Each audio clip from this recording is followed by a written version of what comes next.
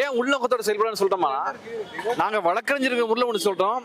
ஒரு contempt petition ஒன்று file பண்ணோம்னா கிட்டத்தட்ட 6 மாதங்கள் ஆகின்றன நம்பர் ஆகிறதுக்கு, எண்கள் வர்றதுக்கு. வழக்கு விசாரணைக்கு வருவதற்கு வருடம் கூட ஆகிறது. ஆனால் கண்டெம்ட் பெட்டிஷன் காலையில் ஃபைல் பண்றாங்க, மாலை 5 மணிக்கு வழக்கு எடுக்கிறாரு, 5:05க்கு பெறட்டாரு, ஒரு ஆர்டர் போடுறாரு, 6 மணிக்குள்ள தீபம் ஏத்துறேன்னா நான் கண்டெம்ட் ஆர்டர் நான் போடுவேன்னு சொல்றாரு. எவ்வளவு வேகமா இருக்கிறாரு, வாமா மின்னல்னு சொல்ற மாதிரி மின்னல் மாதிரி சரக்குன்னு வர்றாரு, சரக்குன்னு போறாரு. அப்ப 2வது 3வது நாள் வரைக்கும் பார்த்தோம்னா நீதிமன்றங்கள் செயல்பட்டுட்டே இருக்குது. நேற்று பார்த்தோம்னா நான் போய் முகநூல் எழுதுனேன், கொஞ்சம் தூங்குறதுக்கு நேரம் விடுங்க, நைட்டு 10:30 மணிக்கு நீங்க கேஸ் வச்சிருந்தா நாங்க எப்ப பார்த்துட்டே இருக்க முடியுமா?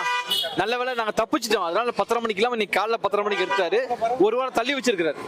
இப்ப ஜிஆர் சாமிநாதனை தமிழ்நாடு இனிமேல் மொத்தமா தள்ளி வைக்க போகுதுங்கிறது முன்னேற்பாட தான் ஒரு வாரம் தள்ளி வச்சிருக்காரு நம்ம பார்க்கலாம்.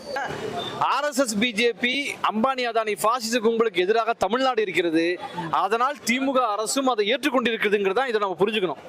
இத்தனை நாள் வரைக்கும் திமுக அரசுக்கோ இல்ல ஸ்டாலினுக்கோ இல்ல கலைஞருக்கோ கூட வந்து பார்த்தோம்னா இல்லாத ஒரு தைரியம் எப்படி இப்படி வந்ததுன்னு பல பேர் பேசிட்டு இருக்காங்க. அதுக்கு பின்னாடி தமிழ்நாடு இருக்கிறதுங்கிறது ரொம்ப முக்கியம். ஜிஆர் சாமிநாதன் யாராக இருந்தாலும் நான் வலைக்காட்சிகள் தொடர்ந்து சொல்லிட்டு இருக்கிறேன், இந்த தீர்ப்பை மதிக்க தேவையில்லை. என்னங்க தீர்ப்பு மதிக்க வேணாம ஆச்சரியமா இருக்காங்க. ஒன்றும் பிரச்சனை கிடையாதுங்க. பல தீர்ப்புகள் மதிக்கப்படாம கண்டெம்ட் ஆஃப் கோர்ட் ஆயிரக்கணக்கான வழக்கு இங்கிறதா இருக்குது. சுப்ரீம் கோர்ட்ல உச்சநீதிமன்றத்தில் ஜல்லிக்கட்டு வேண்டாம் என்று அவர்கள் தீர்ப்பு கொடுத்தார்கள். அதை மீறி தமிழ்நாடு சாதனை படைத்தது. ஆக அநீதியையும் அறத்துக்கு எதிரான எதையும் தமிழ்நாடு மதிக்க வேண்டிய அவசியம் இல்லை அப்படிங்கிறது ஒண்ணு. நான்